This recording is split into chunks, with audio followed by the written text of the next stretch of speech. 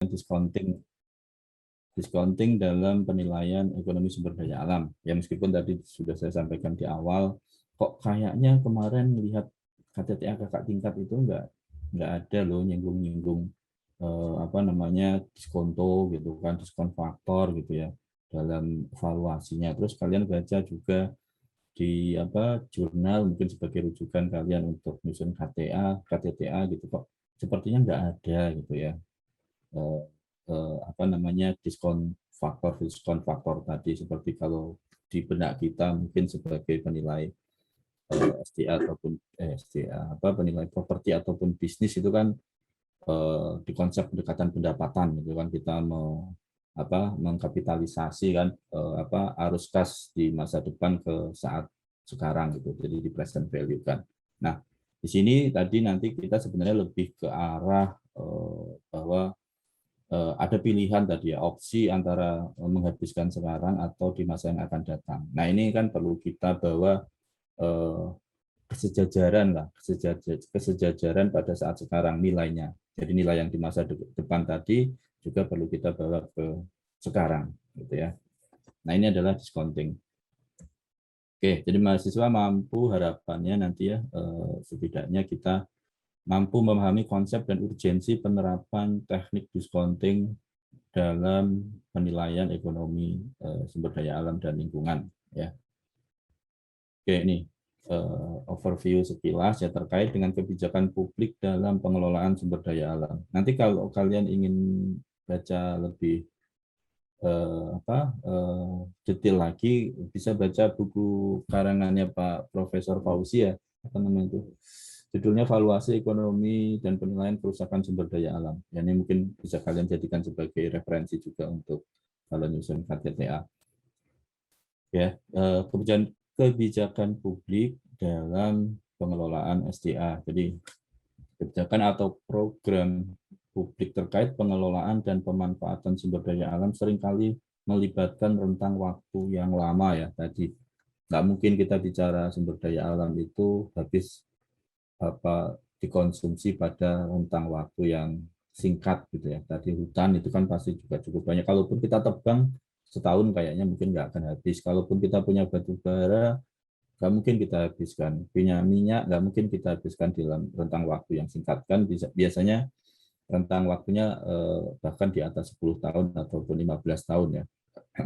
Apalagi kalau sumber daya yang berbasis yang punya nilai ekonomi sangat tinggi ya tentu upaya ekstraksi yang dilakukan itu pun juga skala ekonominya, skala bisnisnya juga kan harus punya time horizon yang cukup panjang gitu ya. Jadi nggak mungkin kita ngomong sumber daya alam itu hanya untuk kita sendirilah intinya. Ya, sumber daya alam nggak mungkin kita bicara untuk kita sendiri. Kalau kita bicara konteks kemarin ada wealth itu ya kemakmuran gitu kan kesejahteraan gitu kan tentu kesejahteraan itu juga jangan terpikirkan untuk kita gitu kan tetapi juga untuk generasi berikutnya ya alam ini bukan hanya untuk kita tetapi generasi berikutnya ya kalau kalian nanti berkeluarga kan sebisa mungkin anak cucunya kan hidupnya tidak akan susah gitu ya bahkan orang yang terlalu mungkin rakus gitu kan mengeruk kekayaan sekarang untuk wujud kayak gitu. Itu kan berarti sebenarnya kan dia memikirkan anak cucunya kan. Ya, tetapi di sisi lain kadang dia memikirkan anak cucunya tetapi tidak memikirkan yang lain. Kita keruk sumber daya alam sekarang gitu kan dengan alasan ya ini biar anak cucu saya nanti hidupnya nggak susah gitu. Padahal di sisi yang lain kita rusak alam tadi dengan mengeruk sumber daya alam tadi anak cucunya dia juga nanti yang akan merasakan gitu. Jadi pola berpikirnya mungkin ya berbeda gitu. Kemudian kalau bicara terkait dengan kesejahteraan kemarin yang benar-benar perlu diingat kesejahteraan itu basisnya bukan hanya uang yang kita peroleh kan kemarin kan ada berbagai macam faktor kan 4 atau 5 faktornya bahkan sampai dengan kita bisa bersosialisasi itu pun menjadi salah satu kriterianya kan. Nah kembali lagi ke dalam konteks bahwa alam atau sumber daya alam ini seringkali melibatkan rentang waktu yang lama tadi jadi bukan hanya untuk kita ya. Kemudian manfaat atau kebijakan bisa saja dirasakan di masa depan dibandingkan dengan biaya kebijakan yang harus dibayarkan sekarang. Ya, jadi intinya adalah kalau di sini ya contohnya adalah program penanaman atau pelestarian pohon akan memberikan dampak 30 atau 40 tahun mendatang. Apabila ditebang akan memberikan manfaat hasil penjualan kayu saat ini. Ya, jadi tadi ya bahwa kadangkala ini juga menjadi suatu ya mungkin trade off atau apa ya terkait dengan pemanfaatan sumber daya alam tadi. Ya kita menahan sekarang berarti kan untuk masa depan tetap ada gitu kan. Kita menghabiskan sekarang, masa depan atau anak cucu kita generasi mendatang akan apa namanya kekurangan daripada sumber daya alam tadi. Kita melakukan pelestarian berarti kan kita mengeluarkan cost yang sebenarnya cost itu belum tentu bisa kita nikmati tadi. Uang atau biaya yang kita keluarkan untuk pelestarian sumber daya alam saat ini mungkin akan kita rasakan atau bahkan dirasakan oleh generasi berikutnya gitu ya. Tentang waktunya cukup panjang tadi. Nah, jangan sampai nanti kita berpikir bahwa gak ada gunanya kita melestarikan alam, kita mengeluarkan uang, jambur-jamburkan, toh kita nggak akan menikmatinya. Nah, itu pola pikir itu mungkin yang perlu apa namanya dihilangkan gitu. Jadi kita harus berpikir secara apa namanya sustainable-nya gitu kan sampai sampai generasi-generasi berikutnya harapannya bisa menikmati sumber daya alam sebagaimana kita saat ini. Sorry, bentar.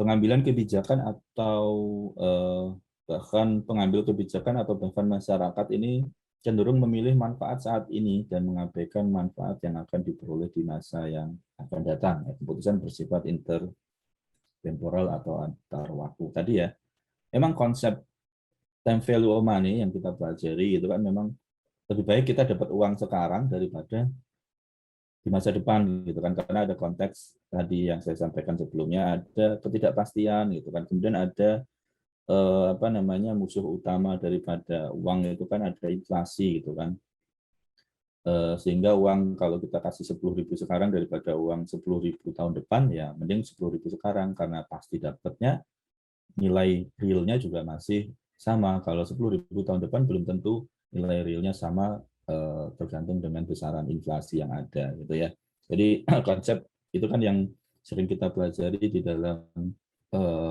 khususnya terkait dengan bisnis lah ya terkait dengan konteks apa namanya ya konteks bisnis tadi. Nah, tapi di dalam konteks valuasi sumber daya alam, sorry ini suara saya lagi agak serak ya. Di dalam konteks valuasi sumber daya alam ya itu juga kalau kita terapkan konsep itu mentah-mentah tadi ya sekarang lebih baik daripada masa depan ya tentu itu akan berdampak yang apa namanya tidak baik gitu kan.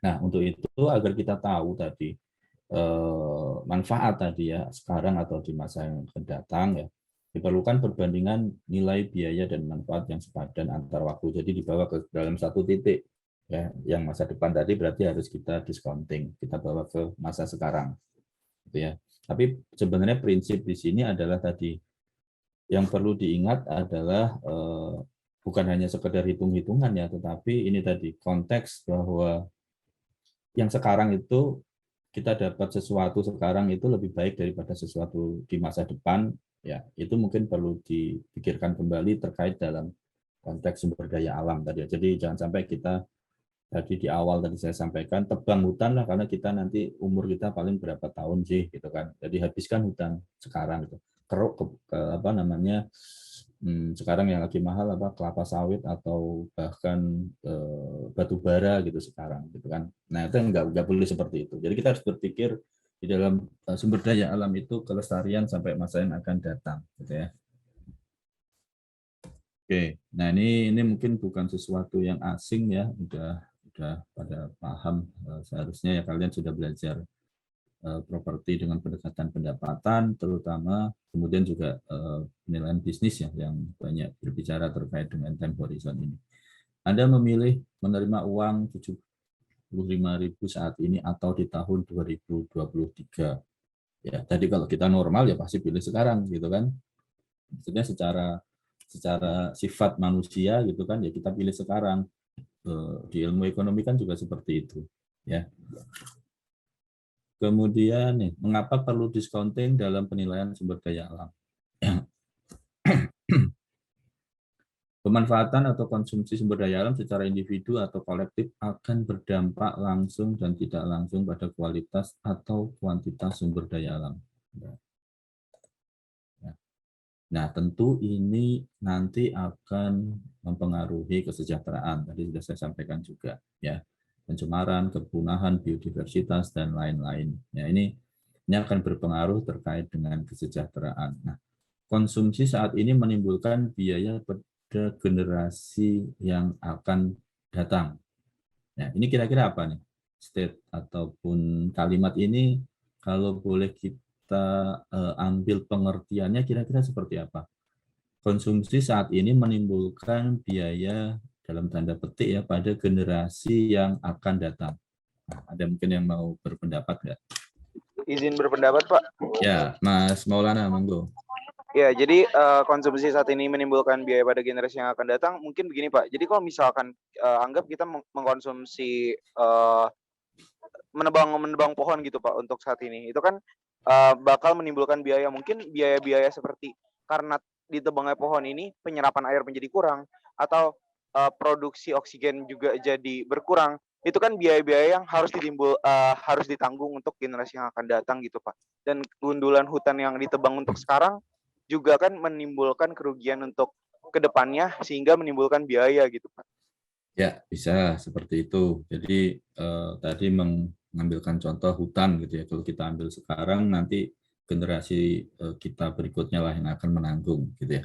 Mungkin ada lagi yang mau berpendapat gitu terkait dengan konteks biaya dalam tanda petik ini? Ada ya. Oke, ya. Tadi yang disampaikan Mas Maulana itu sudah tepat ya. Jadi sebenarnya kondisi konsumsi saat ini menimbulkan biaya pada generasi yang akan datang. Ingat, kalau kita bicara terkait dengan sumber daya kan secara konsep bahwa sumber daya itu kan langka kan. Ilmu ekonomi kan bicara seperti itu kan. Sumber daya langka gitu kan. Konsep utamanya kan seperti itu. Kemarin di awal-awal pertemuan kita juga bicara bahwa sumber daya alam itu langka gitu kan. Ya karena dia mengacu ke konteks ilmu ekonomi pada umumnya.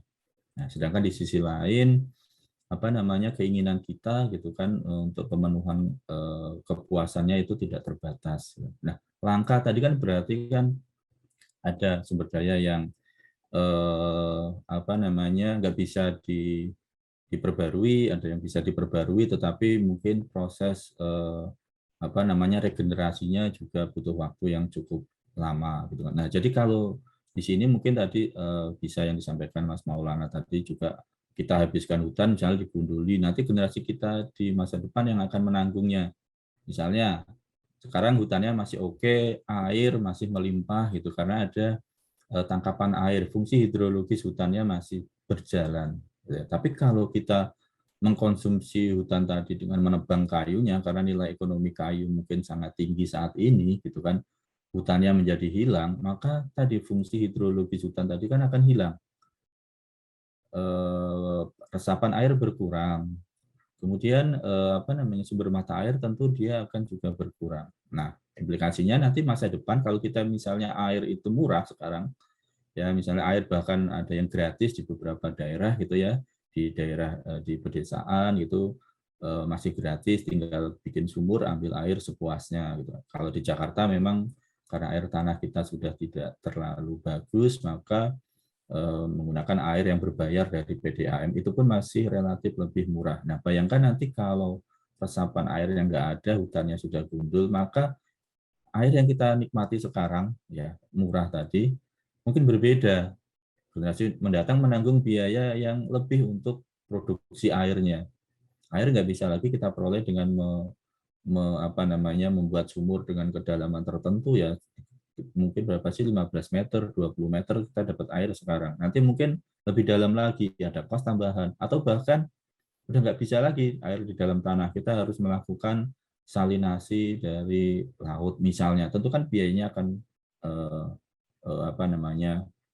bertambah besar gitu ya. Jadi tadi kalau kita habiskan sekarang masa depan udah nggak kebagian, maka dia harus menambah kos lagi untuk dia bisa memenuhi kebutuhannya. Begitu juga kalau kita ambil contoh misalnya minyak kita habiskan sekarang, ya meskipun sekarang eranya katanya nanti adalah era konsumsi dengan listrik, tapi listrik kan juga diperoleh dari mana gitu ya.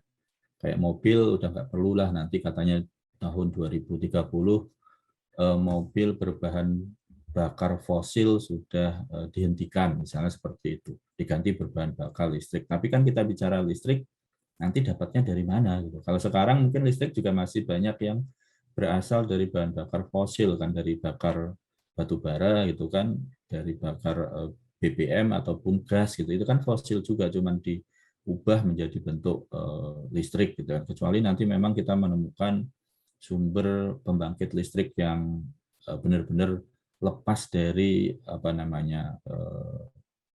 bakar fosil tadi gitu ya. Nah, kalau kita habiskan sekarang minyak gas bumi gitu kan, generasi depan nanti seperti apa?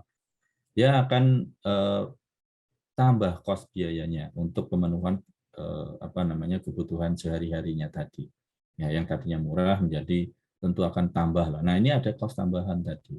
Ya, time preference positif ya, ini konteks konsep umum di SDA juga, lebih memilih sekarang daripada nanti. Tadi ya udah kita singgung beberapa kali ya. Ini memang kalau kita bicara dalam konteks yang umum gitu ya, pasti seperti itu.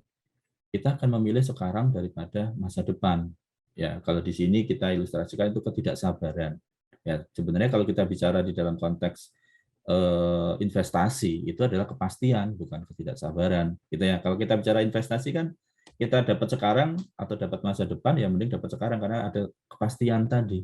Ya, tapi dalam konteks di sumber daya alam, ya ini mungkin sedikit perlu kita rubah karena kembali lagi ke dalam konteks bahwa sumber daya alam ini langka, jadi jangan loh kita habiskan sekarang gitu. Ataupun sumber daya alam ini tadi langka karena tidak bisa diperbarui. Mungkin di sisi lain langka karena regenerasinya cukup lambat. Maka kita perlu ada rentang waktu yang memadai untuk bisa regenerasi gitu. Kayak hutan itu kan mungkin bukan yang tidak bisa diperbarui, tetapi kan proses regenerasi bisa tumbuh hutan seperti di Tambrau kemarin, gitu Kalimantan, itu mungkin bukan hanya waktu puluhan tahun ya, mungkin ratusan tahun dia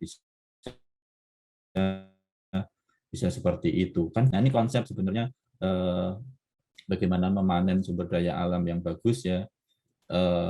Biasanya ada di dalam kalau di jurnal itu ada terkait dengan fisheries ya, atau ikan ya, penangkapan ikan gitu ya. Di situ ada konsep bagaimana sih memaksimalkan ekstraksi penangkapan ikan tanpa kita membuat regenerasi ikannya menjadi berhenti. Gitu ya.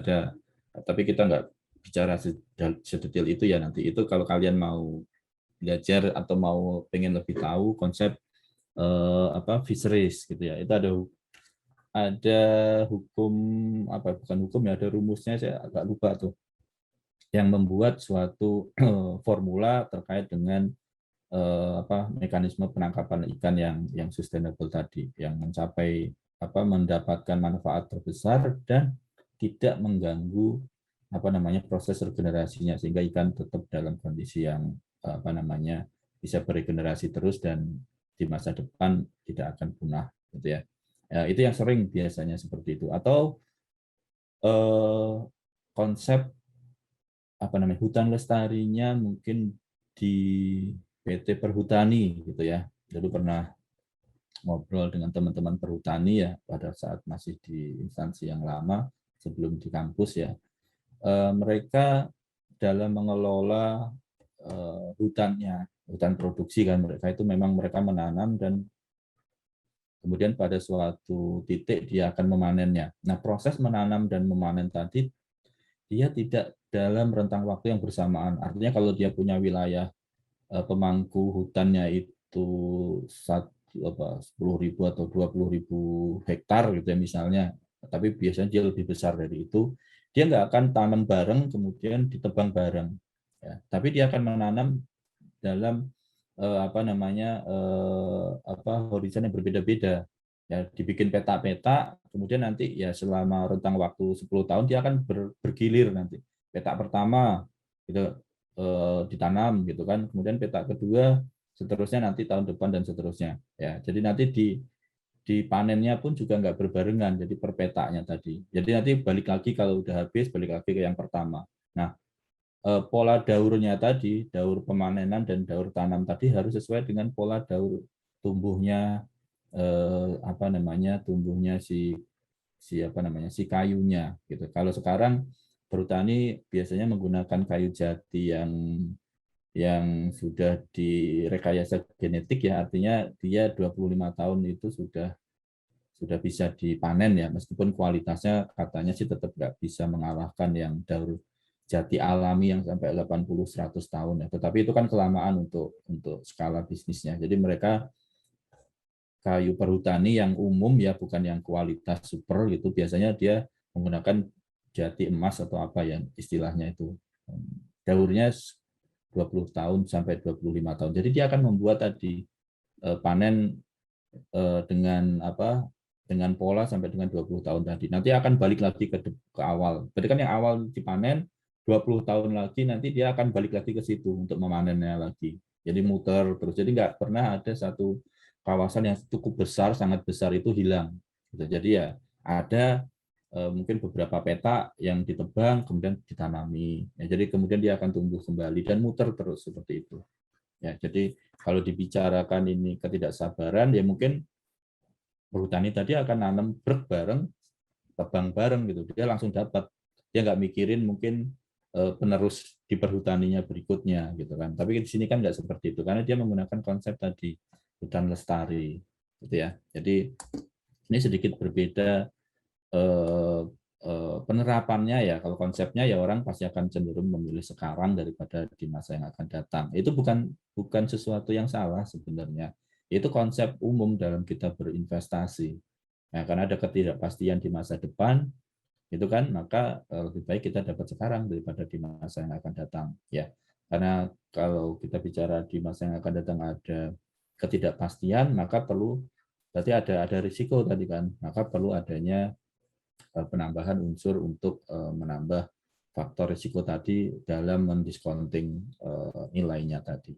Nah, di sini kita bicara di dalam konteks valuasi sumber daya alam, ya, time preference positif tadi yang lebih memilih sekarang daripada nanti, ini ya mungkin nggak sabaran gitu ya, di sini bahasanya tidak sabaran. Nanti kalian bisa baca di bukunya kalau udah pada beli, ya, mungkin yang tertarik di SDA untuk KTTA-nya harapannya sih pada beli, ya, bukunya Pak Ahmad Fauzi yang valuasi ekonomi dan penilaian kerusakan lingkungan itu, ya.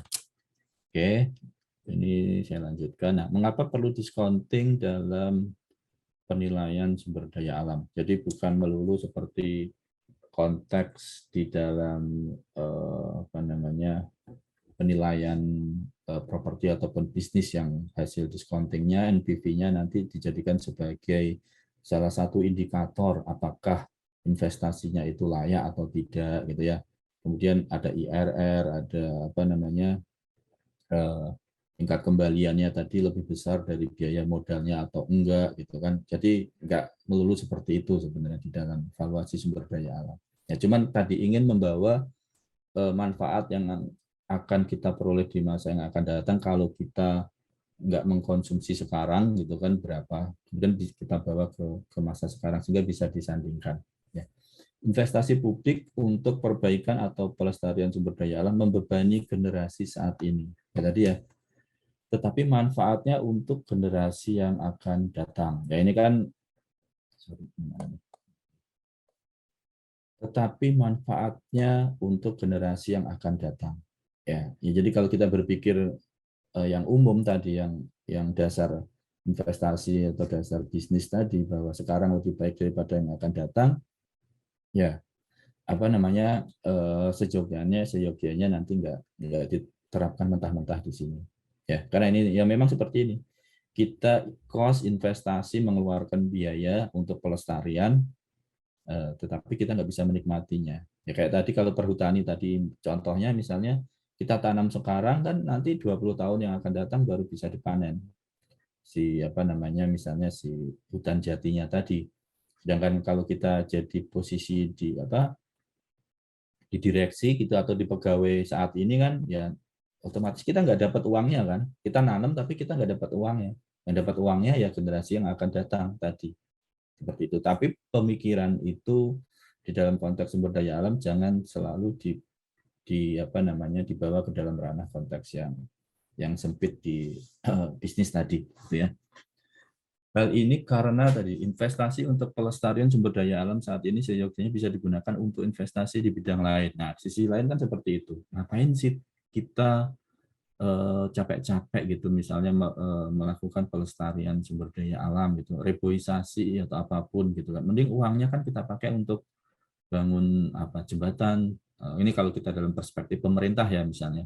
Ngapain sih kita perhatikan, peduli dengan sumber apa, lingkungan. Ini sebenarnya konteksnya lebih ke bukan hanya melulu sumber daya alam yang konsumtif ekstraktif ya, tetapi ke dalam konteks sampai dengan jasa ekosistem lingkungan yang dihasilkan oleh alam tadi ya. Jadi kalau kita sebagai pengambil kebijakan nanti misalnya ngapain sih kita alokasikan misalnya di pemerintahan ya, misalnya ini Kementerian Keuangan mungkin juga bisa nih.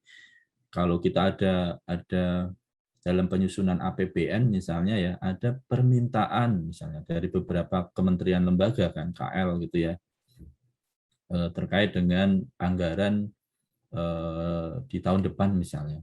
Ada berbagai macam, Kementerian PU mengajukan anggaran untuk bikin jalan tol gitu ya, bikin apa namanya, jembatan, atau bikin proyek-proyek mercusuar gitu kan, yang memang akan terlihat dan dinikmati gitu kan, mungkin dalam rentang waktu yang lebih pendek ya, tahun ini atau bahkan mungkin tahun depan sampai dengan 5 tahun yang akan datang akan kita nikmati. Jadi kita masih bisa menikmatinya gitu kan. Tapi di sisi lain mungkin ada KL lain gitu kan, KLHK mungkin, Kementerian Lingkungan Hidup dan Kehutanan, dia mengajukan berbagai macam anggaran untuk pelestarian sumber daya alam dan lingkungan khususnya. Ya, nah ini kan ada pilihan kan, opsi kan, nanti kita sebagai pihak yang nanti akan memberikan opsi ini mana sih yang lebih penting gitu kan, apa namanya, dalam mengalokasikan sumber daya APBN tadi yang terbatas kan uang kita di APBN juga terbatas ya, bukan nggak ada batasnya gitu kan, maka pasti ada pilihan kan, ada yang dikorbankan, ada yang di approve gitu kan. Nah, hal seperti inilah sebenarnya yang perlu dipikirkan tadi ya. Jadi ada uang sekarang ini mau kita apakan, buat pelestarian alam tapi nanti yang menikmati generasi yang akan datang, atau untuk investasi yang lebih produktif yang akan bisa kita nikmati saat ini ya, seperti apa. Ini kan ada opportunity cost capital yang positif tadi, kalau kita pakai untuk bukan untuk pelestarian sumber daya alam, bikin jalan jembatan, kalau ini dari sisi pemerintah ya, kita punya jalan jembatan dengan kualitas yang apa namanya, yang bagus misalnya, ataupun jumlahnya akan bertambah sehingga masyarakat saat ini menikmati transportasi, sarana transportasi tadi yang bagus gitu kan. Ya, tapi di sisi lain ternyata kalau kita nggak melakukan pelestarian sumber daya alam, ya mungkin infrastruktur yang kita bangun nanti ya bisa akan rusak karena ada bencana dan seterusnya. Nah, hal seperti ini yang juga perlu diperhatikan. Jadi bukan melulu kita mengejar apa namanya, manfaat yang instan saat ini.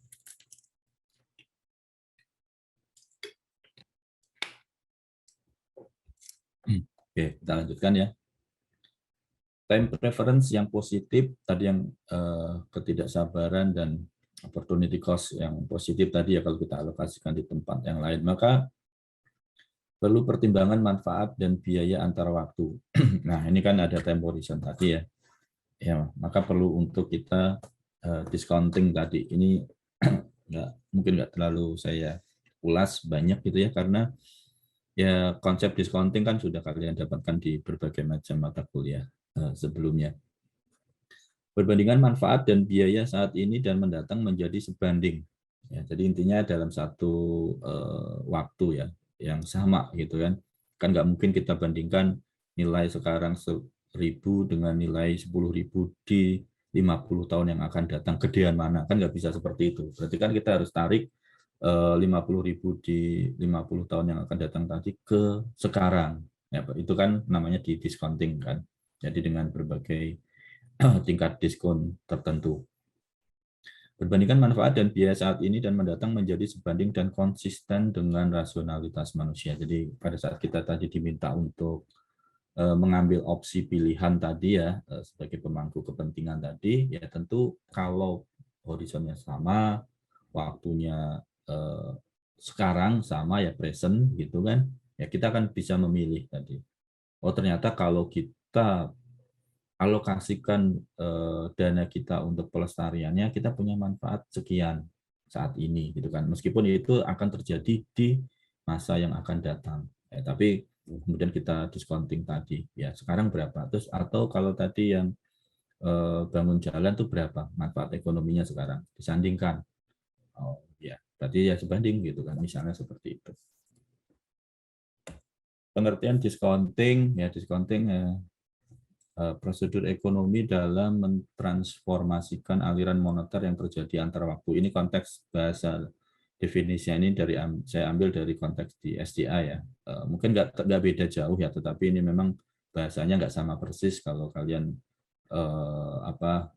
sandingkan mungkin dengan konteks time value of money yang ada di Appraisal Institute gitu misalnya, atau di dalam valuasi bisnis.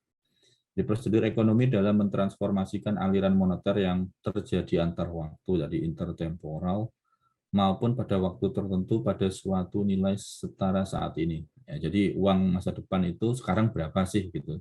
Nah, maka membawa nilai di masa depan ke masa sekarang itulah yang dinamakan proses discounting, gitu ya. Menentukan nilai kini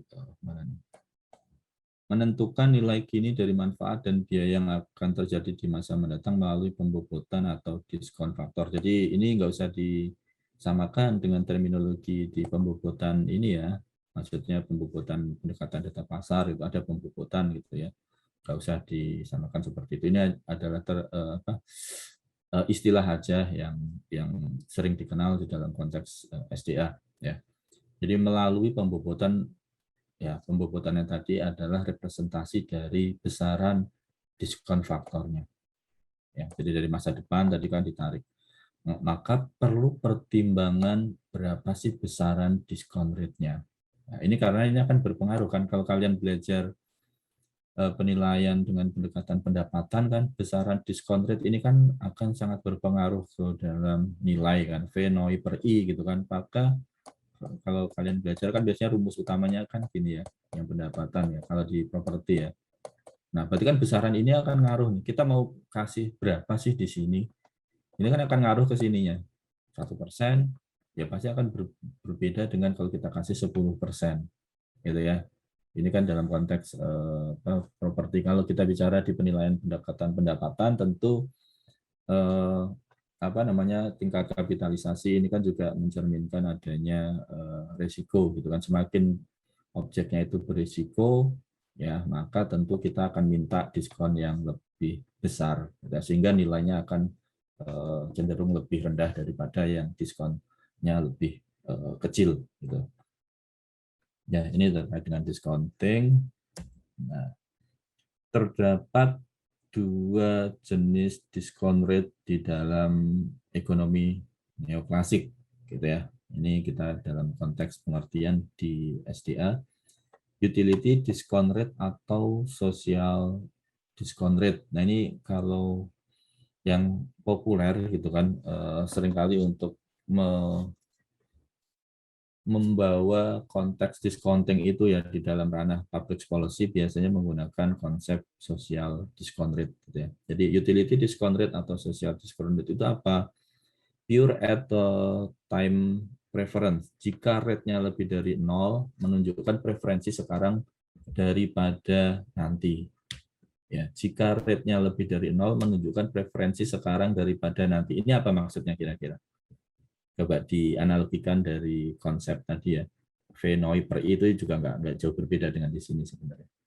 Kalimat jika rate lebih besar daripada 0 menunjukkan preferensi sekarang daripada nanti. Kira-kira apa? Ada yang mau berpendapat nggak? Bukan salah benar ya, kita diskusi aja. Ada? Siapa? Coba direnungkan dengan konsep tadi ya, nilai,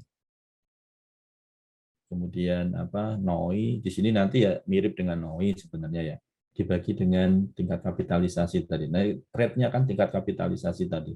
Kalau tingkat kapitalisasinya lebih 0, kenapa kok menunjukkan preferensi sekarang preferensi sekarang daripada nanti. Jadi kita lebih cenderung sekarang aja loh daripada masa depan gitu. Kenapa seperti itu? Tadi kan udah dijelaskan ya beberapa clue-nya. Ada apa? Kalau rate-nya 1 berarti nilai sekarang sama nilai masa depan gedean mana? 1% misalnya. Sekarang, Pak. Sekarang, ya kan? Karena kan tadi didiskon kan, berarti kalau rate-nya lebih dari 0, berapapun ya itu berarti kan ada selisih tadi kan, gedean sekarang daripada masa depan tadi. Gitu ya. Coba kalian masukkan ke rumus tadi lah, V noi per I gitu ya.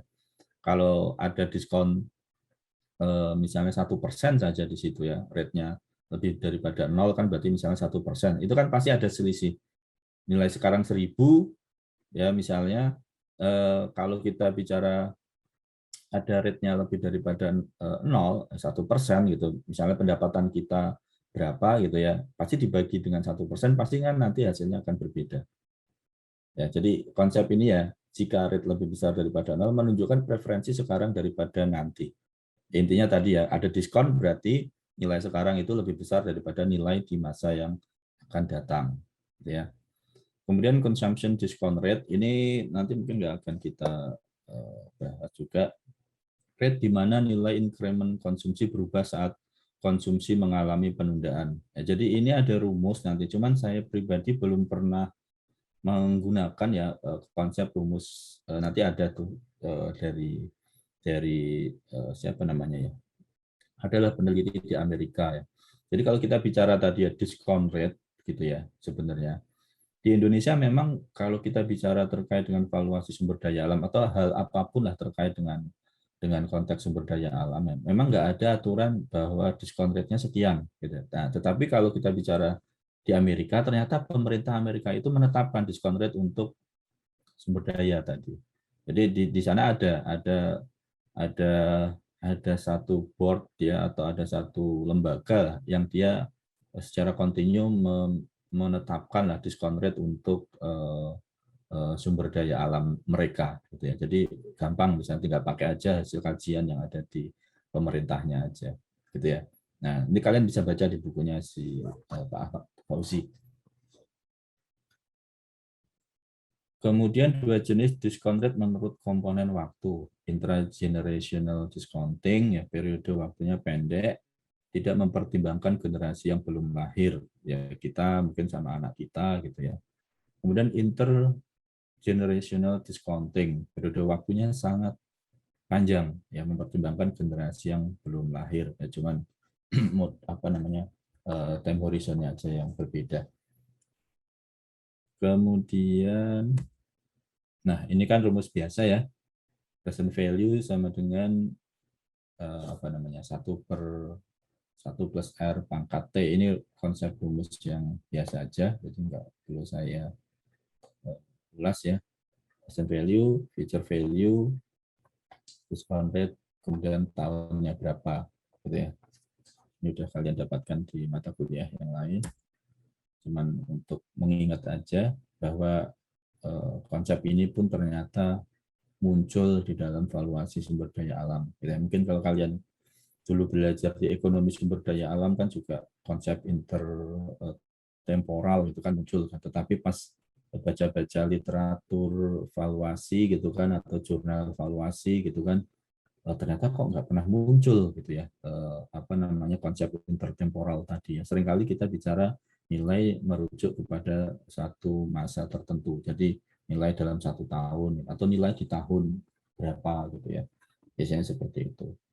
Karena dia memang tujuannya berbeda dengan konteks tadi. Kita ingin mempertahankan atau mengekstraksi sekarang. Ya, ini teknik discounting sama, nggak beda. Aplikasi discounting menghitung net present value.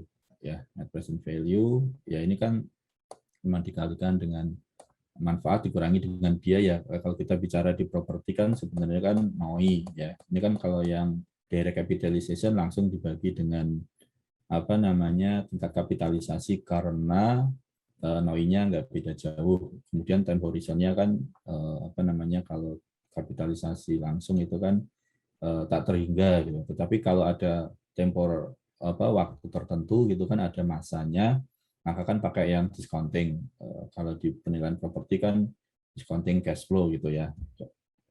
Itu kan ada rumus seperti itu, sama nggak beda jauh. Jadi ini adalah benefit atau manfaat pada periode T dikurangi dengan cost atau biaya pada periode T. Jadi kalau 1 tahun, kalau 5 tahun ya tahun pertama, tahun kedua, tahun ketiga, tahun keempat, tahun kelima gitu kan. Jadi dihitung seperti kalian apa namanya, menilai di dalam penilaian properti itu kalau mau menghitungnya. Tetapi kalau di sini udah ketemu misalnya nanti di tahun keberapa, ya udah sekali aja langsung. Oke. Ini tadi teknik discounting ya, ini nggak usah kita ulas panjang ya. Ini kan kalian udah belajar present value biasa aja ya, yang penting tahu tadi benefitnya berapa kan, benefit periode itu kurangi dengan biaya, kemudian dibagi dengan discount rate-nya. Nah ini yang perlu kita pelajari nanti, pemilihan discount rate. Nah ini tadi ya, ini normal ya, kalian nggak akan kesulitan lah untuk mempresentkan ada konsep terminal value, karena kan kalau tak terhingga berarti kan di terminal value ya. Kalian bicara apa biasanya yang tak terhingga itu? Kalau properti biasanya sih ada cut off-nya ya, tapi kalau bicara penilaian bisnis itu kan biasanya asumsinya kan going concern, berarti kan ada terminal value setelah periode apa namanya, periode proyeksi kita. Nah, sama sumber daya alam pun nanti melihat konteksnya seperti apa ya, kan nggak mungkin kalau kita bicara sustainable gitu kan, sampai waktu tak terhingga generasi yang tadi sampai generasi yang belum lahir pun kita perhitungkan, maka kan nggak mungkin kita hitung terus gitu kan, pasti kita akan terminal kan, kita hentikan periodenya, kemudian kita terminal value kan. Nah, pemilihan discount rate ini ya mungkin tekniknya nggak sama persis gitu kan dengan yang kalian pelajari ya, dengan metode apa namanya WACC gitu kan, ataupun dengan apa namanya WACC, saya lupa tuh, malah lupa ya. Biasanya kalau cost of equity itu ngitungnya pakai apa? Bukan yang WACC. WACC kan gabungan cost of debt dan cost of equity ya. Kalau cost of equity konsepnya apa? Yang bukan WACC. Saya kok jadi lupa. Ada yang ingat nggak? Cost of equity itu rumusnya pakai apa biasanya ngitung di penilaian properti ataupun di bisnis? Ada yang ingat nggak? Cost of equity ngitungnya? CAPM kayaknya Pak. CAPM ya, betul. Betul, CAPM. Pemilihan discount rate ya. Discount rate diperlukan sangat penting untuk perencanaan anggaran, pembangunan regional maupun pengelolaan sumber daya alam dan lingkungan. Semakin tinggi diskon rate menunjukkan kita akan menilai lebih konsumsi saat ini daripada konsumsi mendatang, ya. Dan sebaliknya. Di Indonesia tidak ada penentuan secara resmi diskon rate untuk valuasi sumber daya alam. Tadi ya, di Indonesia nggak ada diskon rate untuk valuasi sumber daya alam itu berapa. Nah, kalau mungkin kemarin kita diskusi juga kan karena memang kenapa kok nggak ada. Karena memang ini di dalam tataran kebijakan, mungkin ya public policy kita belum dianggap sesuatu yang benar-benar urgent dijadikan sebagai basis pengambilan kebijakannya. Ya kalau kemarin di pertemuan kedua kan ada perkembangan penilaian sumber daya alam gitu. Itu kan di Amerika kan rata-rata Amerika ataupun di Eropa gitu kan mereka mengambil kebijakan untuk mengambil suatu kebijakan itu didasarkan dari adanya analisis. Kalau kebijakannya itu menyangkut terkait dengan alam, ya dia akan melakukan analisis terkait dengan alam, maka perlu dinilai alam tadi. Nah di sana ada, ya ini menurut bukunya Pak Ahmad Fauzi, Amerika menetapkan adanya discount rate valuasi sumber daya alam yang ditetapkan oleh kementerian tertentu lah, saya lupa itu. Kalian bisa cek di bukunya Pak Ahmad Fauzi, ya. Rentangnya 3-7% kalau nggak salah di mereka, gitu ya. Tapi itu subject to change ya, artinya akan berubah setiap saat, gitu kan. Setiap tahun akan diperbarui. Gitu. Apa yang digunakan sebagai acuan untuk menentukan discount rate yang tepat? Ya, ini mungkin yang pertama adalah suku bunga simpanan atau market rate ya. Kelemahannya adalah ada distorsi pajak dan inflasi ya.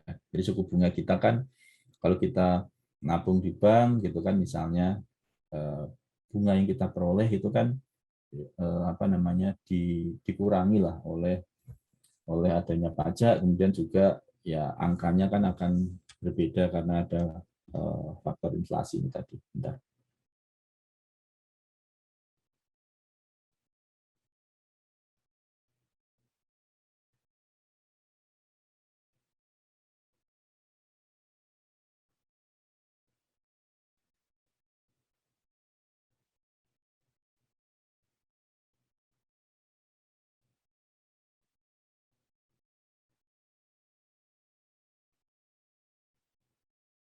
Bentar ya.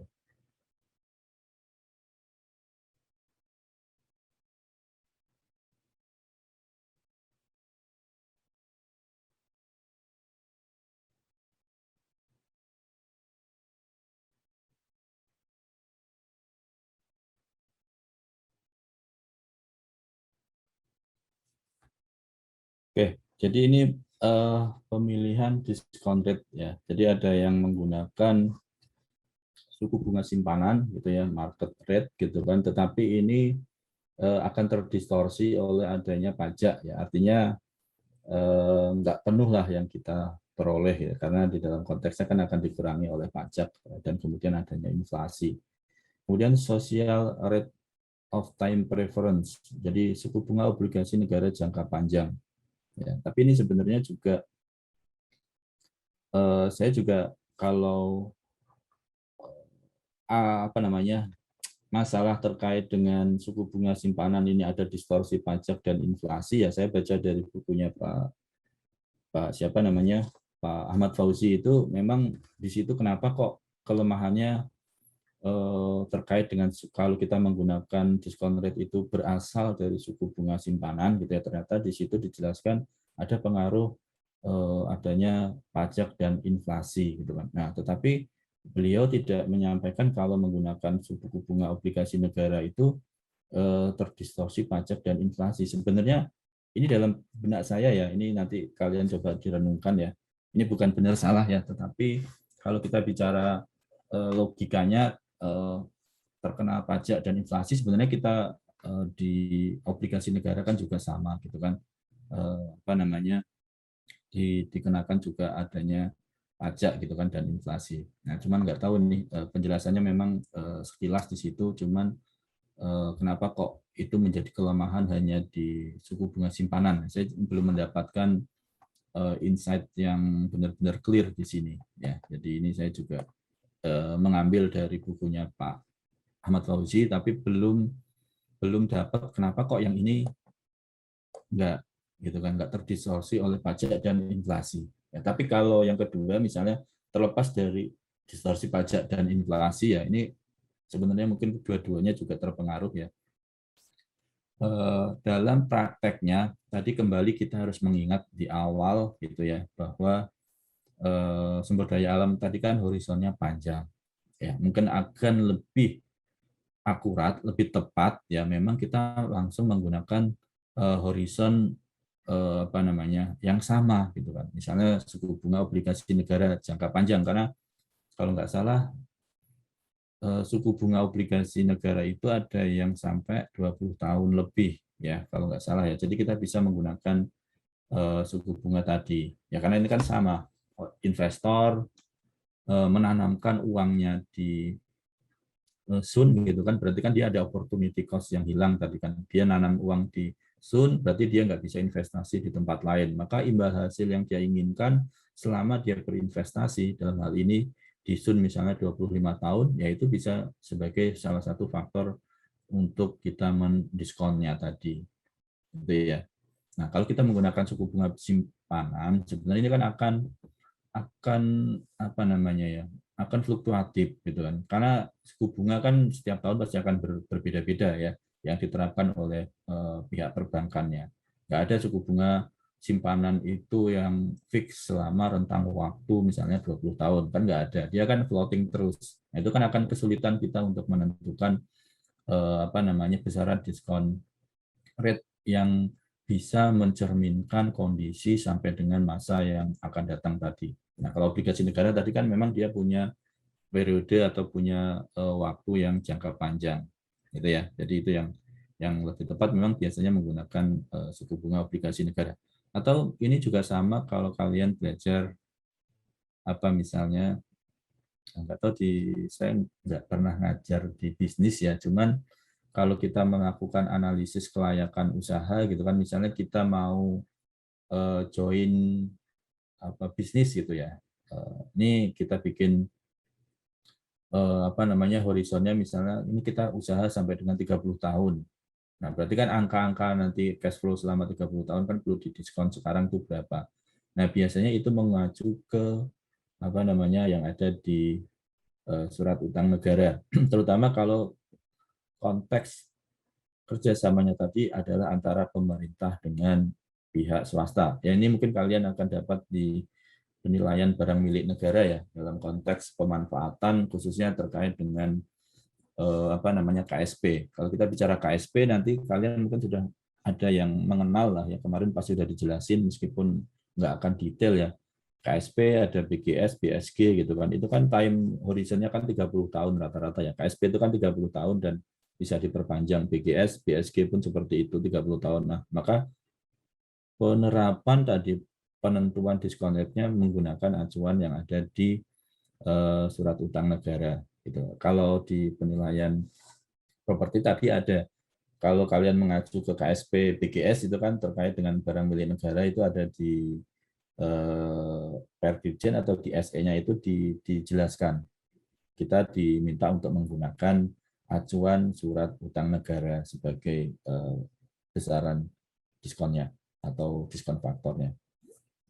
Social rate of time preference tadi, suku bunga obligasi negara jangka panjang. Jadi samakanlah kalian berapa tahun, berarti samakan dengan obligasi yang punya periode yang sama. Historical rate of return atau bunga rata-rata beberapa tahun. Ya, ini ada juga yang seperti itu. Kita harus membuat rata-rata selama misalnya 10 tahun ke belakang. Tapi ini tentu saja tetap apa namanya ya fluktuatif juga ya. Tapi kita bicara terkait dengan diskon rate ini sebenarnya ya, kalau bicara di dalam analisis bisnis itu diskon rate itu bukan benar atau salah ya. Misalnya kita kasih 10%, oh benar, kalau kasih 5%, oh salah, nggak seperti itu sebenarnya ya. Diskon rate itu kan mencerminkan risiko sebenarnya. Kalau kita bicara di analisis bisnis ya, semakin besar kita menganggap bahwa apa namanya objek yang kita nilai itu berisiko, maka kita pasti akan minta diskon rate-nya lebih besar sehingga nilai apapun tadi yang kita nilai dengan diskon rate besar tadi pasti akan kecil gitu ya. Coba kalian praktekkan lah dengan konteks diskon rate yang 5% dibanding dengan diskon rate 10%, pasti akan ketemu NPV-nya gedean yang 5% dibanding dengan 10%, karena 5% itu ya risiko bisnisnya kecil ya, high risk high return ya. Semakin besar tadi risikonya, misalnya pasti kita minta imbal hasilnya yang lebih besar, yang 10% tadi. Ya, discount rate itu kan menggambarkan imbal hasil kan. BACC itu kan juga menggambarkan imbal hasil dari modal sendiri, ya CAPM tadi, dengan modal hutang. Kalau modal hutang kan udah ada tuh dari pinjaman, suku bunga pinjaman berapa. Itu kan yang diminta oleh si kreditor kan, imbal hasilnya berapa. Misalnya 20%, 15% itu kan sudah ada. Nah, yang jelimet ya kalau kita bicara terkait dengan WACC itu kan sebenarnya ngitung CAPM-nya ya. Karena kita kan modal kita sendiri mau kita hargai berapa gitu kan. Nah, seperti itu. Ya, jadi CAPM menghitung imbal hasil yang kita inginkan berapa. Nah, itu kan nanti ada hitung-hitungannya dari risk free rate dan seterusnya gitu kan. Nah, intinya adalah tadi, semakin besar discount rate itu menggambarkan risiko yang semakin besar gitu ya. Ini kalau di dalam konteks valuasi. Kemudian, nah ini tadi metode Ramsey, cuman ini saya belum terus terang belum pernah mengetahui sebelumnya ya konteks metode Ramsey ini, tetapi ini diterapkan di Amerika tadi ya metode Ramsey. Ya, ini penghitungan apa namanya discount rate tadi dengan menggunakan formula Ramsey ya. Jadi R suku bunga pasar, kemudian elastisitas utilitas marginal, laju pertumbuhan konsumsi, kemudian yang P ini adalah rate preferensi waktu murni. Nah, kalau saya baca dari bukunya Pak Ahmad Fauzi, dia juga mengacu ke apa namanya kondisi yang ada di Amerika kalau nggak salah ya. Nah, memang agak sulit menerapkan di kita, menghitung khususnya terkait dengan rate preferensi waktu murni. Ini apa maksudnya? Gitu kan. Ini susah mencarinya. Ya, kemudian laju pertumbuhan konsumsi mungkin masih bisa ya terkait dengan sumber daya alam, laju konsumsinya berapa kalau ada data statistiknya ya. Tapi kalau nggak ada, ya susah memang ini menerapkannya. Nah, ini Ramsey ini kan di Amerika ya, kalau nggak salah Amerika sih. Mereka punya data yang lebih yang lebih baik lah daripada di kita ya. Data-data statistik mereka cukup baik sehingga beberapa metode ini bisa diterapkan di sana. Nah, kalau kita bawa ke Indonesia, ini akan kesulitan. Nah, saya rasa sih ya, di bukunya Pak Ahmad Fauzi juga kesulitan menurut beliau adalah terkait dengan rate preferensi waktu murni. Jadi menghitung tingkat preferensi waktu murninya itu seperti apa. Ini yang susah ya. Tapi ini nggak apa-apa, ini sekedar untuk tahu ya. Saya pribadi juga belum pernah mempelajari lebih dalam ya terkait dengan metode Ramsey karena ini saya sarikan dari bukunya Pak Ahmad Fauzi ya, tapi pribadi belum pernah mencari literatur yang lain ya, tapi nanti mungkin ke depan akan saya pelajari lagi. Ini sesuatu yang baru bagi saya sih, metode Ramsey ini. Ini yang umum dipergunakan sebenarnya di Amerika untuk menghitung besaran diskon rate-nya ya. Jadi suku bunga pasar ini kan nanti dijadikan sebagai acuan diskon rate, tapi menghitungnya bukan langsung mengambil suku bunga pasar yang ada di perbankan gitu, bukan, tapi dia menghitung dengan formula ini tadi, elastisitas utilitas marginal, laju pertumbuhan konsumsi, kemudian juga rate preferensi waktu murninya. Gitu ya. Kemudian pemilihan diskon rate bunga real sama nominal. Jadi nilai real lebih direkomendasikan karena bisa dibandingkan antar waktu. Ya, kalian belajar di time value of money ya. Nilai real kan sebenarnya menggambarkan purchasing power-nya kan sebenarnya. Jadi meskipun angkanya 1000 kan sekarang 1000, tahun depan 1000, mungkin daya beli uang itu akan berbeda karena ada inflasi kan. Nilai nominal tidak menggambarkan yang sebenarnya. Jadi nilai real adalah nilai nominal dibandingkan dengan deflator. Ya, deflator adalah faktor penyesuaian atau indeks harga konsumen. Ini yang dihitung oleh biasanya setiap tahun dirilis oleh BPS. Jadi ada gap-nya gitu ya. Real nilai nominal dibagi dengan deflator. Deflator adalah ini tadi biasanya diambil dari indeks harga konsumen. Ya kalau kita bicara purchasing power-nya kan kalau kita bicara adanya inflasi, adanya kenaikan indeks harga konsumen pasti akan berubah itu. Ya. Implikasinya pada discount rate adalah tadi suku bunga real, kemudian suku bunga nominal, kemudian tingkat inflasi. Ya, jadi ini tadi yang menjelaskan terkait dengan kelemahan adanya distorsi pajak dan inflasi. Cuman saya belum bisa menyampaikan kenapa kok yang ini tadi tidak terpengaruh oleh adanya kondisi ini. Ya, di bukunya Pak Fauzi nggak terlalu detail dia menjelaskannya. Ya, nanti akan coba saya cari lagi. Tapi kalian nanti ya baca aja lah yang ada di buku itu aja ya, nggak usah terlalu dalam lagi. Karena kita memang bukan jadi ahli sumber daya alam ya, tapi kita tahulah konsep-konsep yang dipergunakan oleh teman-teman di ekonomi sumber daya alam, teman-teman di ahli lingkungan gitu ya. Oke, ada yang mau ditanyakan sebelum saya lanjutkan? Ada? Nggak ada ya?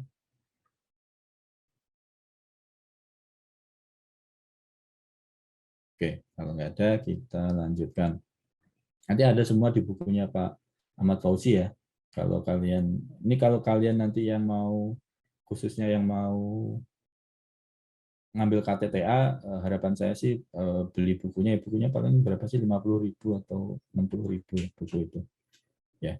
Dan juga buat kalian juga perlu ya, kalau nanti kan di PPT ini ada beberapa hal yang tidak terjelaskan dengan baik ya, kalian bisa merujuk ke dalam bukunya Pak Ahmad Fauzi juga.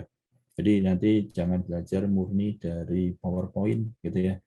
Kalau PowerPoint kan sebenarnya intisari dari materi yang ada di buku. Jadi lebih baik kalian belajar juga yang ada di buku. Gitu ya. Kalau mau lebih paham. Nah, ini tadi ada dua opsi ya. Di sini contohnya adalah membuka tambang atau membangun bendungan. Ini kan tadi kita sudah membahas mau kita habiskan sekarang atau kita kelola untuk generasi berikutnya gitu ya. Ini ilustrasi yang kita buat, contohnya adalah misalnya pemerintah dihadapkan pada pilihan untuk membuka tambang atau membangun waduk gitu ya. Tadi kan ada opportunity cost ya, uang yang mau kita pakai untuk bangun waduk atau mungkin kita pakai untuk membuka tambang, atau bahkan mungkin dalam objek yang sama misalnya mau kita ini terlepas berbeda dengan konteks ini, misalnya hutan gitu kan, mau kita tebang atau mau kita pertahankan, misalnya seperti itu. Nah, ini kita kasih contoh adalah pemerintah dihadapkan pada pilihan membuka tambang atau membangun waduk. Asumsi nilai investasi atau modal kedua proyek sama ya, dan jangka waktunya sama, yaitu misalnya 50 tahun.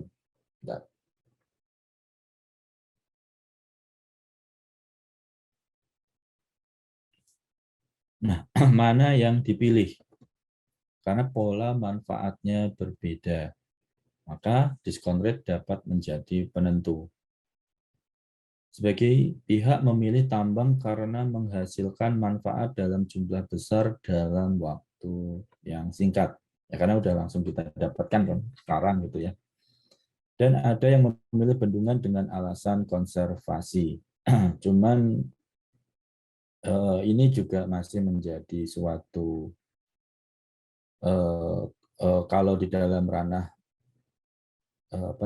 pemerhati lingkungan gitu, misalnya kalau saya boleh menyampaikan, bendungan itu kan kadang juga kontroversial ya dalam perspektif mereka ya. Mungkin kalau kita melihat perspektif yang berbeda ya.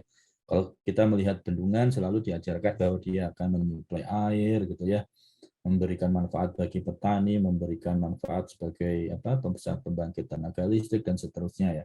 Tapi di sisi lain sebenarnya kadang dari orang ekologi gitu kan atau pemerhati lingkungan, bendungan itu malah merusak sebenarnya. Tapi kita nggak usah memperbandingkan itu ya, ini sebagai ilustrasi aja. Bendungan kadang kan dianggap merusak alam gitu ya, karena merusak ekosistem alami menjadi ekosistem yang buatan. Kalau kita bicara seperti contohnya di mana ya, Amerika atau apa itu, terkait dengan ikan salmon yang dia akan bertelurnya itu kan di hulu sungai ya. Dengan adanya bendungan, ikan salmonnya kan nggak bisa lagi dengan mudah untuk mencapai pusat atau tempat dia bertelur di hulunya.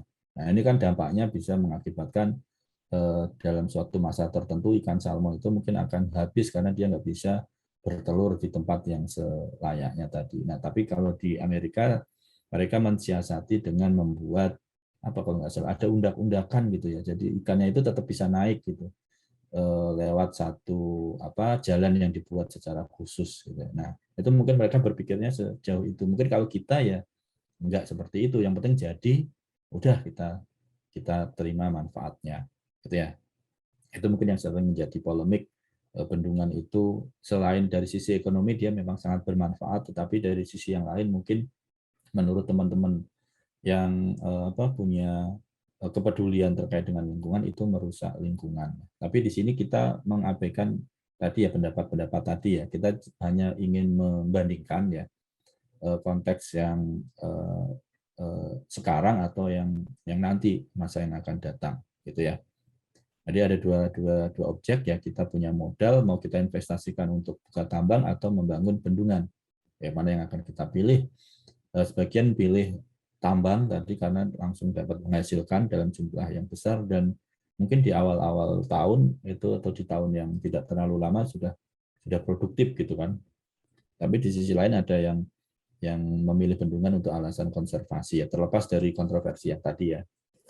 Dari kedua pilihan proyek juga akan memunculkan biaya lain yang berbeda, termasuk biaya lingkungan dalam jangka panjang. Perlu dilihat kos finansial maupun kos lingkungannya. Ini gambar satu ini menunjukkan tambang menghasilkan manfaat besar di tahun awal. Ya, jadi perlu dipikirkan. Ya kalau kita bicara tambang batu bara mungkin yang paling mudah gitu ya.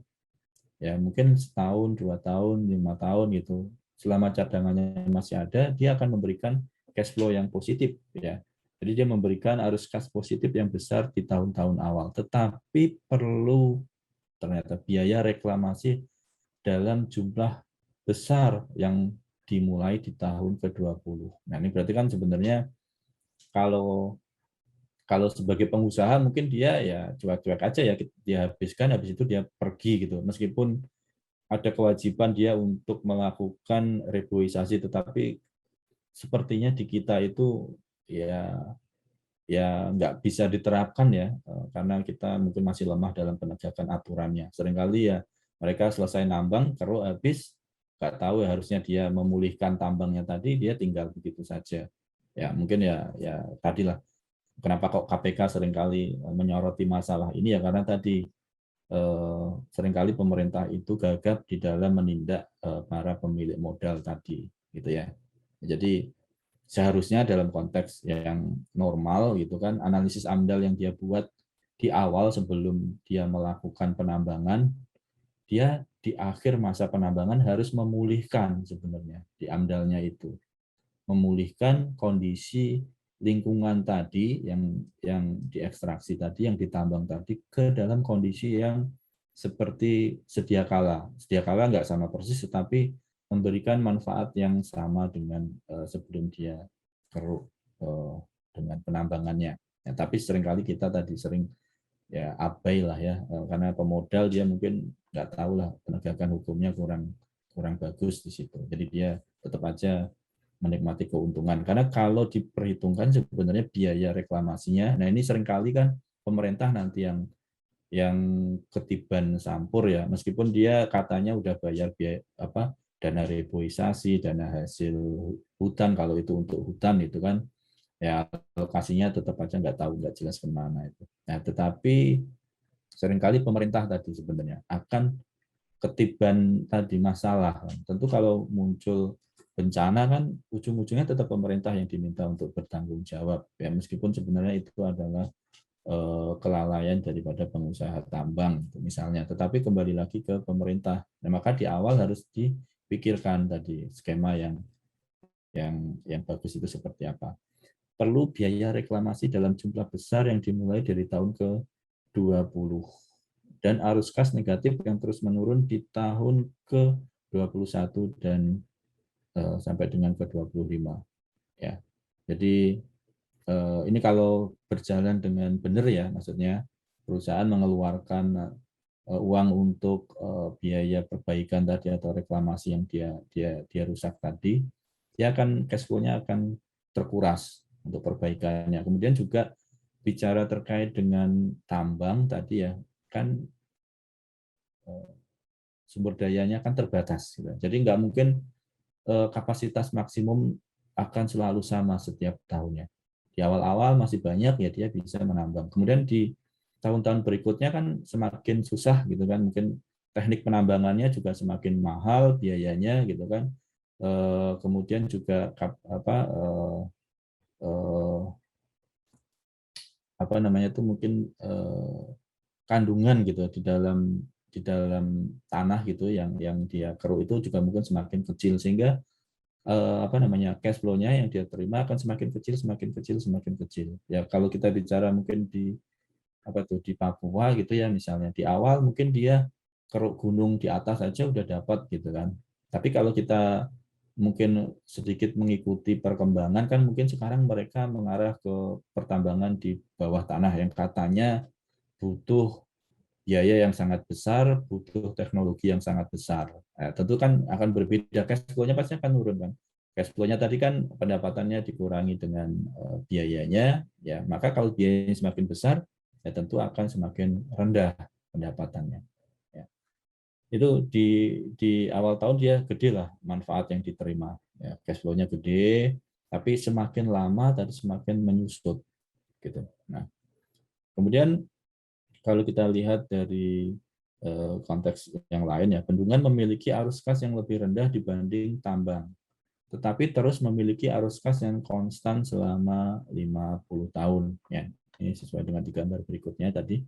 Diskon rate yang berbeda akan memberikan nilai NPV yang berbeda antara tambang dengan bendungan. Jika dianggap diskon rate-nya wajar lebih dari 9%, maka NPV tambang lebih besar daripada bendungan. Ya, bagaimana dengan kerusakan lingkungan jangka panjang? Ini maksudnya seperti ini. Kalau kita sandingkan head to head gitu kan dengan diskon rate yang sama, ya maksudnya maka kemungkinan gitu ya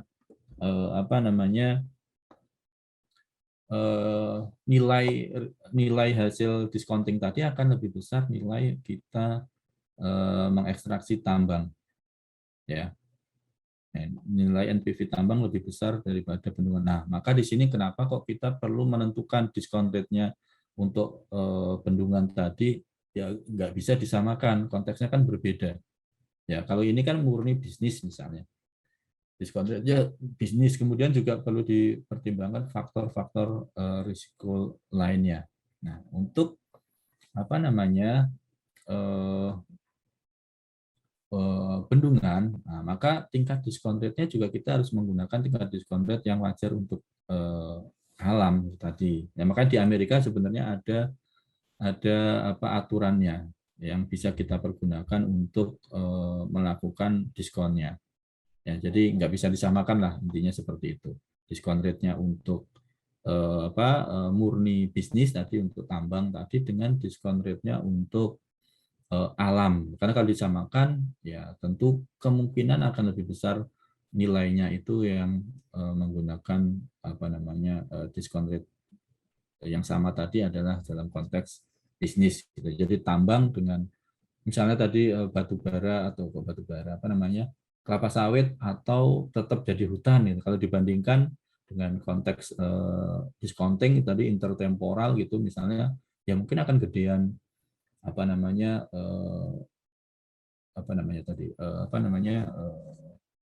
kelapa sawit gitu daripada tetap mempertahankan daripada hutan. Karena apa?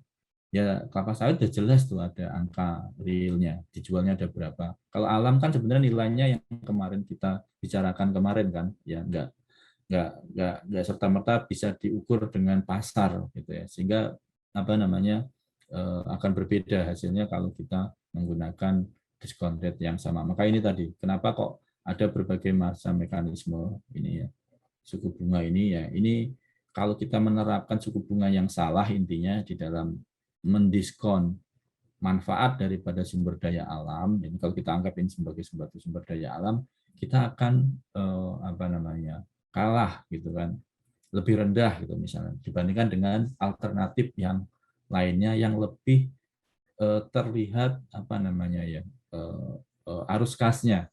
Ya, ini kan tambang dengan apa namanya dengan waduk ini kan arus kasnya pasti berbeda gitu kan. Ini kan jelas nih jualan tambang ini kan jelas arus kasnya ada. Ya meskipun dia sebenarnya manfaatnya ya di awal-awal yang gede, semakin lama sebenarnya dia akan apa namanya memberikan cost yang cukup besar juga. Nah kalau yang alam sumber daya alam ini kan sebenarnya konstan. Ya misalnya hutan ya manfaatnya konstan sebenarnya, gitu kan. Kalau tidak kita rusak gitu ya. Jadi dia akan memberikan manfaat yang nyata gitu bagi kesejahteraan manusia. Tetapi itu kan konstan dan nggak bisa melulu diukur dengan marketnya. Nah, ini tadi bagaimana kita menerapkan diskon rate untuk alam. Jadi harus dipikirkan masa-masa. Kalau Amerika tadi ya di bukunya Pak, saya juga belum menemukan sebenarnya di kajiannya, tapi di bukunya Pak Profesor Fauzi itu dijelaskan di sana ada ditetapkan oleh pemerintah penentuan besaran diskon rate-nya. Ini contoh. Nah, kemudian yang terakhir, sumber daya alam merupakan aset atau modal pembangunan yang bersifat intertemporal ya atau antar waktu ya. Jadi nggak habis sekarang gitu kan, tapi ini menyangkut generasi-generasi kita berikutnya. Merupakan aset atau modal pembangunan yang bersifat intertemporal dan juga menimbulkan marginal user cost atau biaya marginal pengguna yang penambahan konsumsi gitu kan, menambah biaya atau seterusnya yang konsep marginal, di mana penundaan atau percepatan pemanfaatan sumber daya akan menimbulkan biaya bagi pengguna. Ya. Misalnya jika sumber daya ikan tidak diambil saat ini akan memberikan manfaat di masa yang akan datang. Ya, tetapi menimbulkan biaya penggunaan saat ini.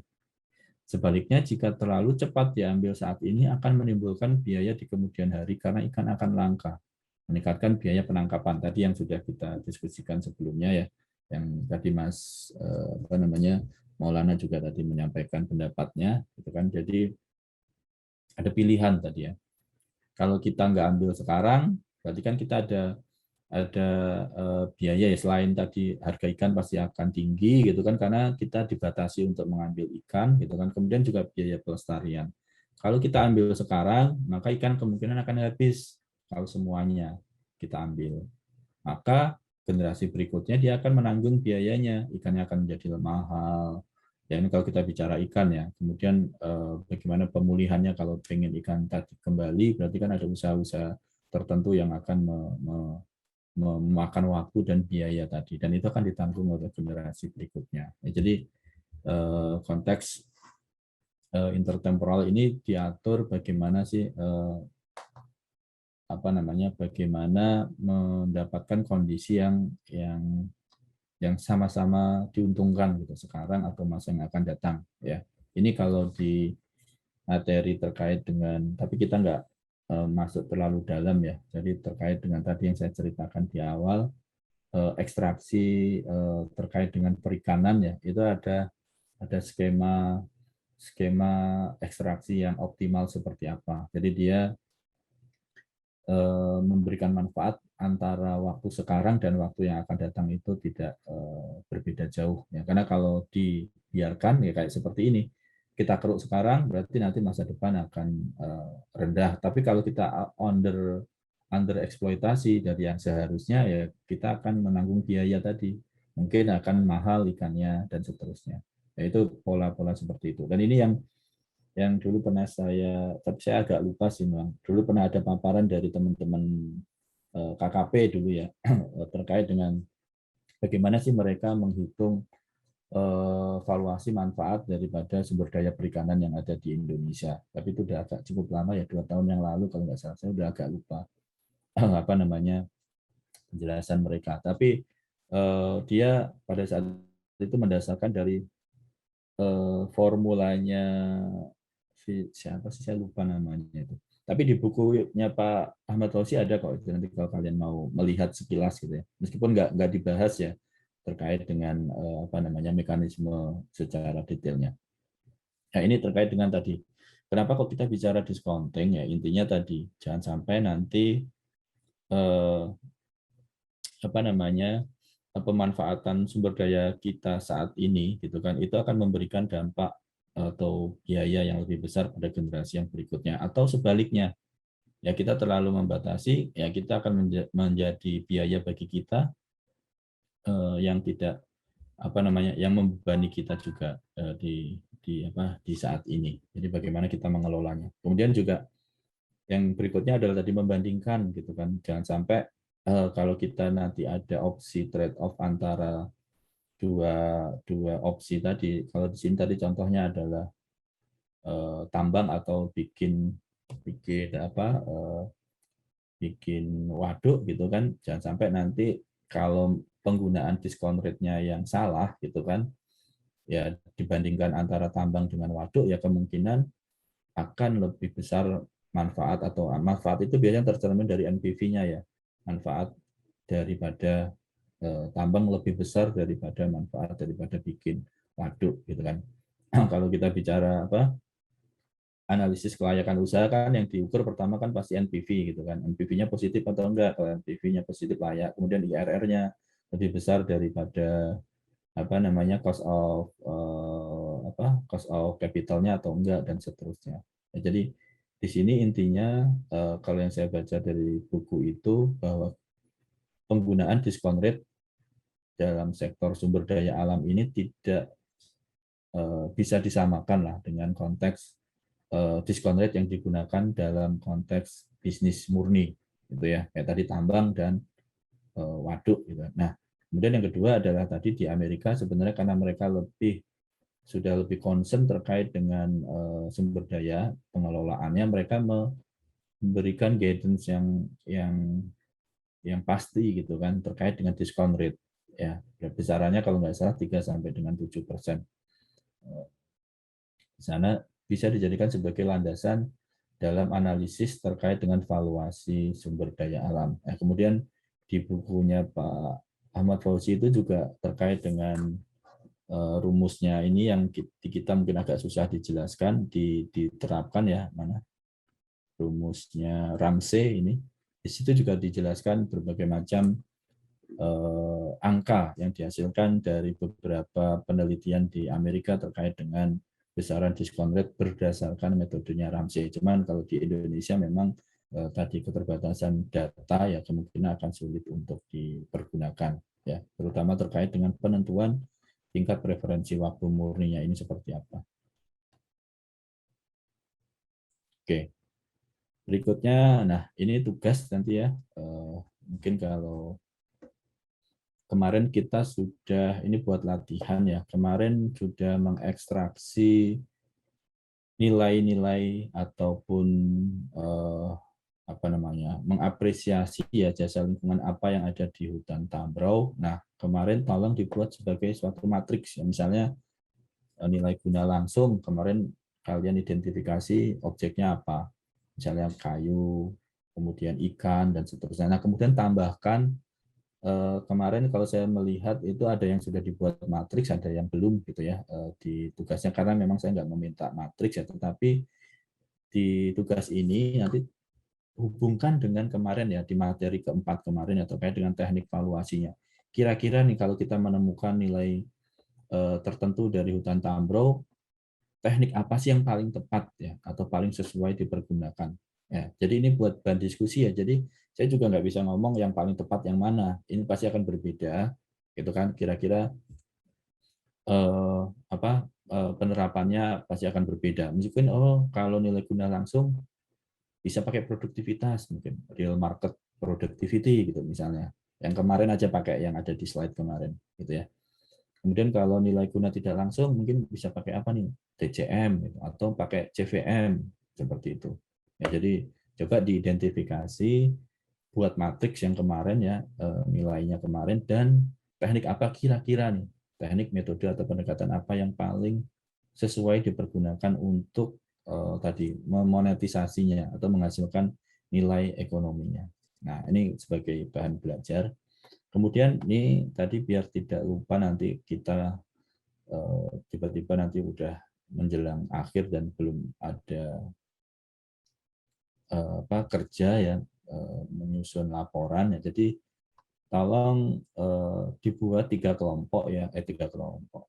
Dibuat kelompok beranggotakan 3 orang ya. Nanti kalau ada yang lebih boleh yang 4 orang ya, karena kalau nggak salah itu kan ada 28 ya, 28 atau 29 ya, mahasiswa, jadi pasti ada yang lebih di situ nanti.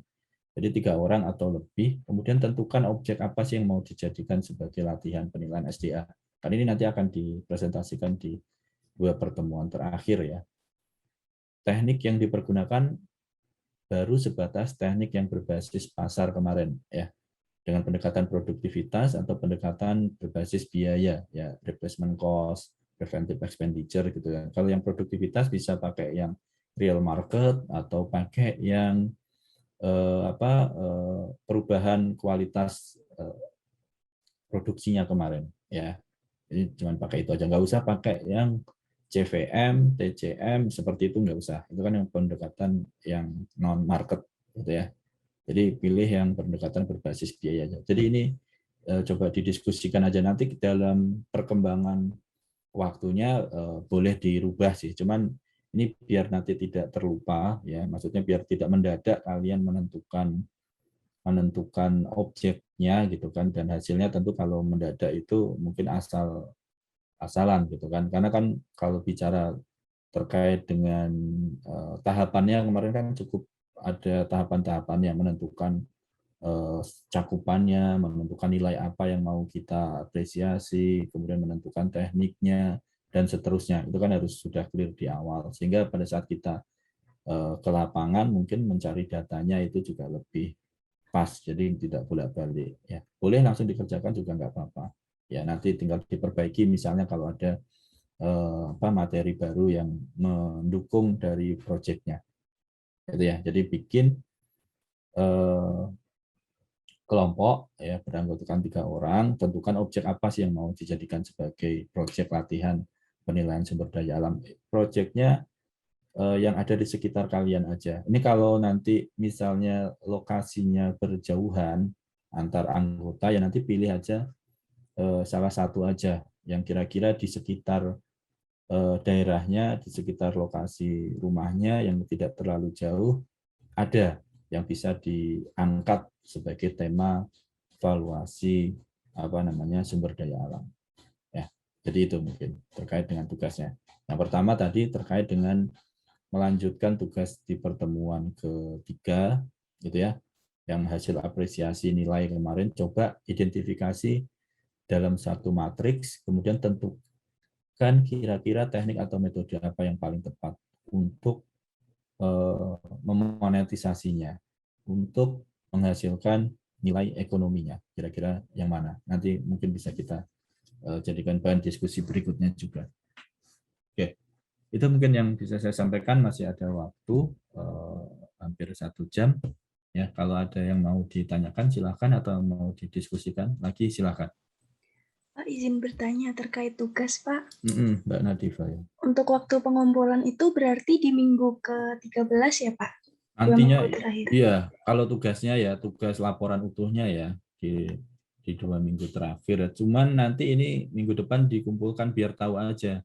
Oh, udah dipikirkan, oh ini loh, meskipun nanti berubah nggak apa-apa ya, tapi minimal kalau masing-masing kelompok tadi sudah memikirkan, oh ini saya pengennya ini loh, kira-kira objeknya A, gitu. Atau mungkin masih ada alternatif, misalnya masih gamang, bikin aja, kira-kira ini objeknya A, B, atau C, nanti akan dipilih salah satu. Mungkin sekarang masih gamang, nggak apa-apa, tapi yang penting udah ada gambaran aja, gitu ya. Tapi ngumpulin laporannya nanti di pertemuan terakhir yang ke-13 ya, ke-13 atau berapa itu di RPS. Oh iya Pak, baik Pak, terima kasih Pak. Oke. Ada lagi?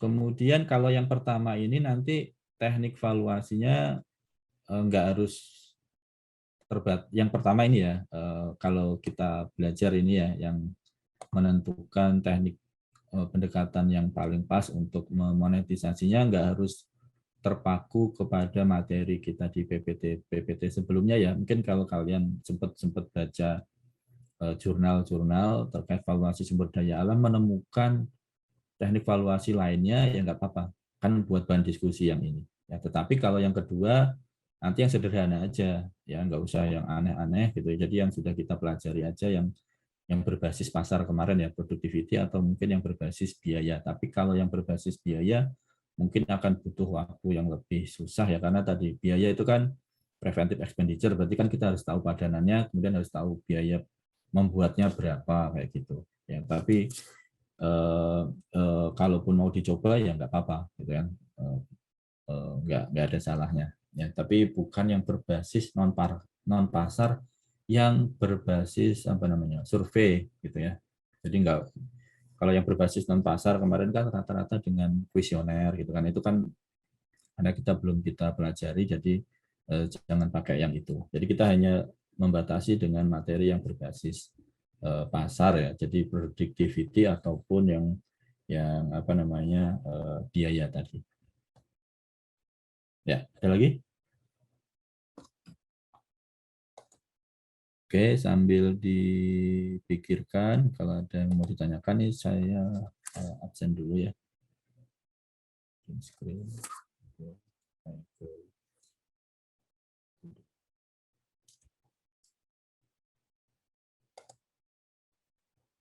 Saya ke portal dulu.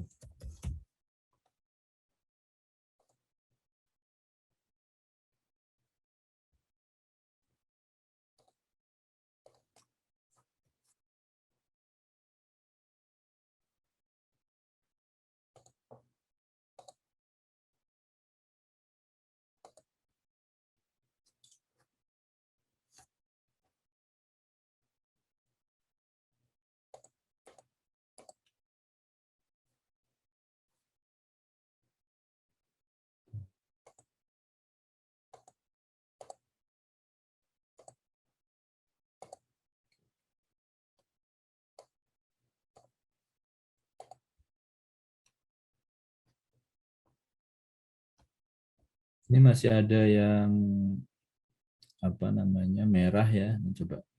Mas Helmi Ridho Prayoga ada hadir?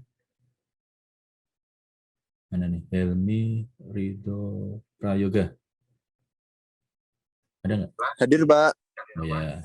Oke, kemudian tadi Maulana ada ya. Kemudian Novanto Satrio Putro, ada nggak? Hadir, Pak. Oke, satu lagi Mbak Vindi Sandilata Mausadi.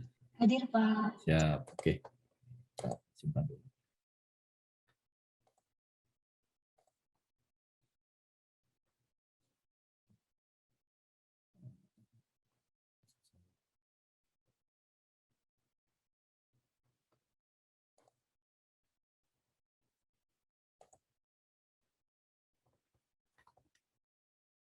Nah, ini lagi nge-hang capture saya.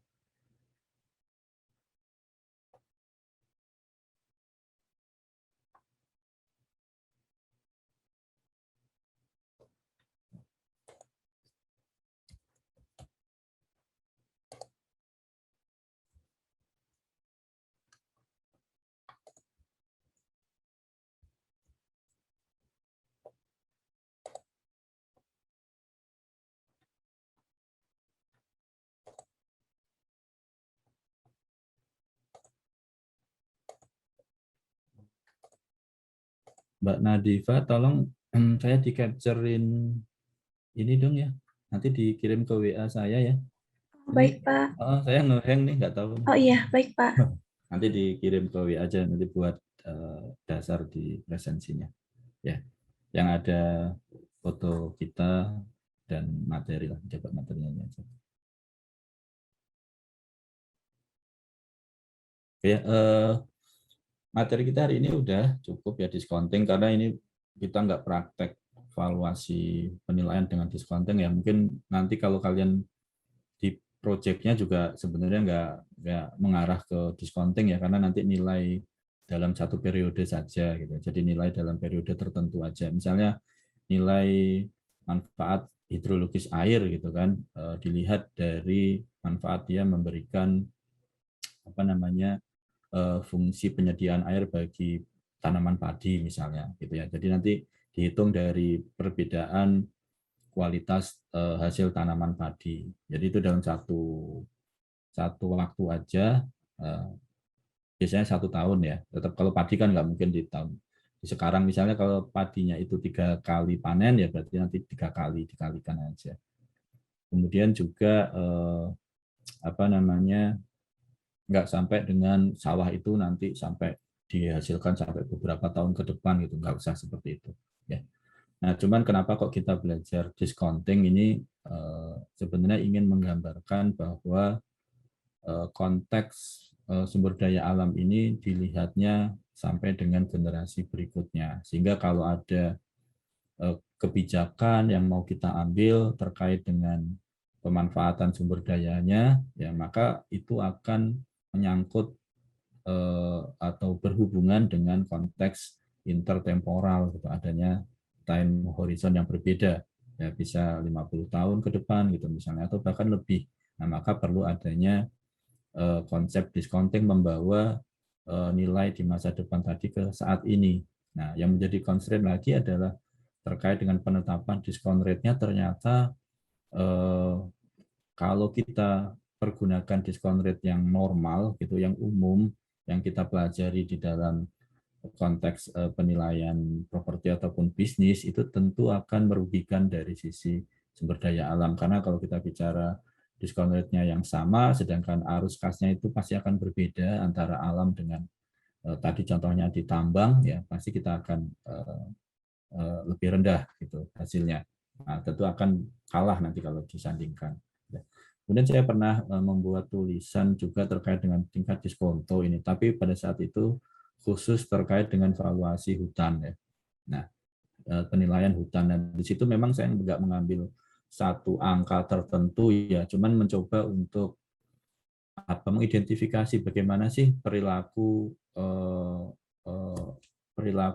stakeholder tadi dalam menetapkan besaran diskon rate-nya. Nah, kalau saya ambil dari beberapa referensi jurnal khususnya di luar negeri, karena memang itu lebih mengacu ke konteks bisnis ya. Jadi di situ ternyata mereka menetapkan besaran diskon rate-nya tadi berbeda dengan yang ada di pelajari kita tadi. Jadi mereka ya seperti penerapan CAPM tadi, BACC gitu kan, dan seterusnya. Juga ada yang dari hasil riset riset ke beberapa perusahaan terkait dengan pengelola hutan gitu. Jadi berbeda. Di situ memang lebih ke dalam konteks bisnisnya. Nah, tapi kalau di sini kita bicara sumber daya alam itu bukan hanya terkait dengan uangnya saja kan. Konsep kesejahteraan yang kita pelajari sebelumnya kan nggak hanya sempit terkait dengan pendapatan yang akan kita peroleh, tetapi manfaat yang lebih besar daripada itu. Sehingga penetapan biaya penetapan discount rate-nya itu akan berbeda. Yang sering dipergunakan kalau di beberapa literatur memang social discount rate ya.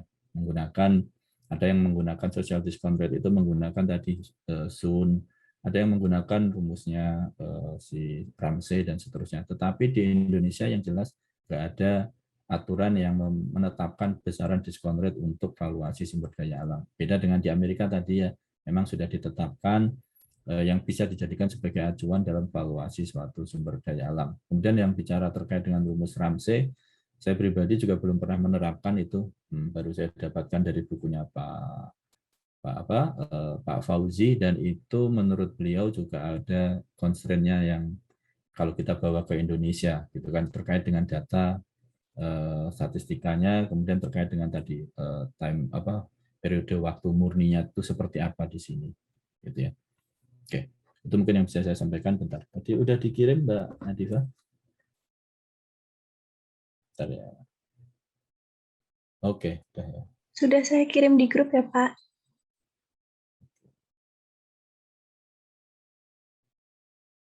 Sip, ya, makasih. Oke.